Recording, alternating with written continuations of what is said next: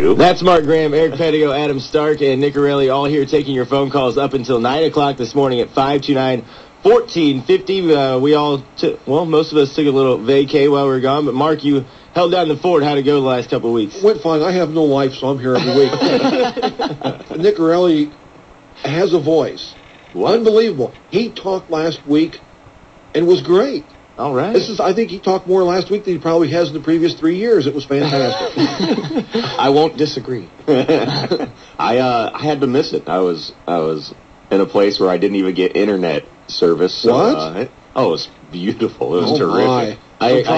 Some tropical island. There are those places? Smoky Mountains. Oh, wow. Smoky Mountains. We had a little vacation house in Tennessee, and we went and hung out on the lake, and there was no internet access, and it was beautiful. I was in the Rocky Mountains. Attaboy. I stayed away from the internet myself, too. It was a good time. Good time. But good to be back. We missed you guys. Good to be back. We did miss you guys. We missed a lot of sports, actually. We missed the whole All-Star festivities and all of that. We missed the women almost win the World Cup. That would have been really cool, but they kind of, I don't know if choked is the right word, but they definitely were favored to beat Japan, I thought. And then they lost in penalty kicks, right? And that's kind of a goofy rule of soccer, like 3 hours of running around miles and miles. And then it comes down to penalty kicks. They also won in penalty kicks to beat Brazil. That's kind of how they got there, right? So. Face. You got me. Well... No, you're right. No, part of soccer. Yeah, afterwards, everyone's complaining about how it ended, but we won in that manner as well to get there. So that's the way it goes. But still a lot of sports to talk about. Obviously, we'll talk a little Major League Baseball. Cubs have an early game today at 12:05. We'll have that coverage for you starting here on Sports Radio 1450 at 11:30. It'll be Randy Wells against Wandy Rodriguez. Randy against Wandy. But Cubbies struggling. 20 games under 500, Mark. You know what's nice about... Didn't you pick him to win the division?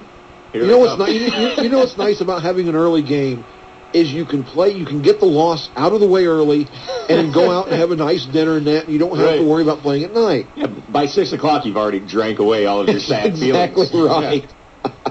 Cardinals have a night game tonight at 6:05. Jaime Garcia against Kevin Correa. That should be a good pitching matchup there as they take on the Pirates. That's another interesting story that kind of took place on my vacation and yours as well, Eric. But the Pirates right there in the race with the Cardinals and Milwaukee Brewers. And that's something that actually, I'm intrigued by that. I'm tuning in to see where the Pirates are because I'm blown away. I was telling you guys before the show started, I'm a Cardinals fan for what it is, but I'm kind of rooting for Pittsburgh as well. I can't believe that they are where they are right now. And, boy, wouldn't it just be incredible to see a team like that finish, at the top of the Central if our team doesn't make it, and the Pirates in the playoffs? I just think it'd be nice to have a different team. I'm a Cardinal fan, and like you said, if they can't win, it'd be nice to see Pittsburgh be viable and be there at the end.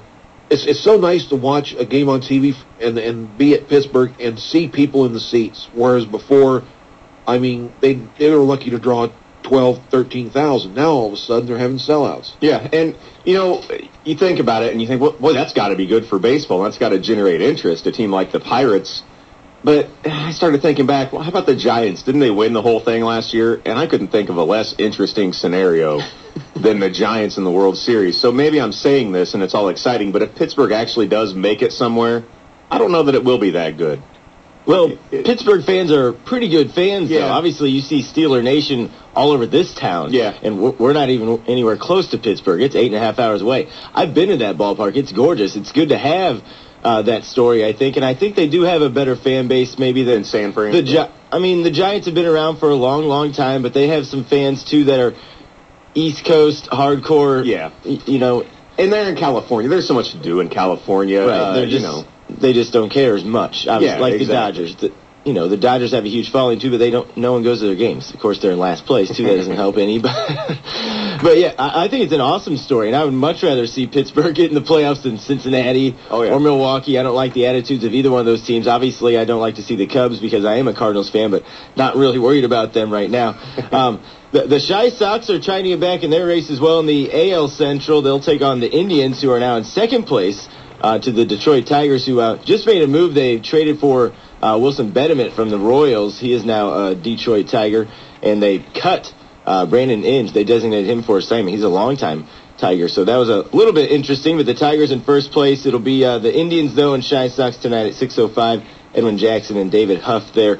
And as we approach the trading deadline, it'll be at the end of this month. Mark, there hasn't been a whole lot of fireworks in baseball, but I have a feeling there's going to be a lot of moves, and I think the Redbirds are going to be right in there either getting a starter or maybe even a closer or maybe even another bat. You just don't know what Moselek's going to do. No, I know. Moselek's pretty good at keeping everything close to the vest, so I know they're definitely looking for a pitcher, whether it be starter or reliever or both. In fact, the Cub game today, Cardinal fans might want to keep an eye on that because Wandy Rodriguez is one guy that's being mentioned as someone to be traded for to go to St. Louis. Yikes. Who would the Cardinals give up to get somebody like that? Here's the problem. Every other team that wants to trade with St. Louis wants one of two people, and that's the two kids down at Double-A, Carlos Martinez and, help me out, Adam. Shelby Miller. Thank you, Shelby Miller. And that's the guy you guys were talking about. That's the Cardinals aren't. I mean, you're going to have to really wow St. Louis to get either one of those guys. Both those guys throw mid to upper 90s and well, I hope are that's fantastic. The case, yeah. But that doesn't mean that's the case. Shelby Miller could be traded. I would prefer to keep Shelby Miller. Now, Martinez hasn't shown enough yet, and his last outing was horrible. He went like an inning and 2/3 or something, gave up 4 runs, walked 4 guys. So, but a 20-year-old that can throw 97, right? And he has shown in past starts. But he's going to have to control it. Right now, he's Ricky Vaughn at the beginning of the season. Now, the Cardinals I think the Cardinals would like to trade Colby Rasmus, but Colby Rasmus' trade value right now is on such a steep decline. He can't even get in the lineup. John Jay basically has his job now. So any thought of trading Rasmus and getting a really good player, I think, is a lot less likely. Because of that, are you willing to trade Colby now? I was willing to trade Colby a month ago when he still would get a hit occasionally. The problem is Colby brings baggage, and that's his dad. His dad seems like he wants to be a part of the every process Colby goes through, and he has to understand, the dad does, that this is the major leagues. It's fine if you want to help your son, but you don't come to the ballpark and shun the hitting coaches and basically do things on your own aside from the team. Well, batting .240 and 1 for your last 21. Dad's not doing his job. Dad better stay away and let Big Mac get in his ear a little bit more, I think. It's real frustrating, but like you say, his value is going down. So it's going to be really hard to move him right now and get anything quality for him. But there's still the rumor out there. Cardinals still trying to talk to the Padres about Heath Bell, maybe even Jason Bartlett. We'll see what happens there. Cardinals did re-sign a familiar face, Blaine Boyer. If you remember that guy, he actually was a roommate of Adam Wainwright's. And now he kind of bounced around, but now he's back with the Cardinals organization, but working in the minor leagues. 529-1450 is our phone number, 529-1450, talking anything sports. We're going to step aside, talk a little bit about the NFL lockout, some fantasy football, and maybe some high school football here on Sports 101 on Sports Radio 1450. Yeah, it's hot, but what do you expect?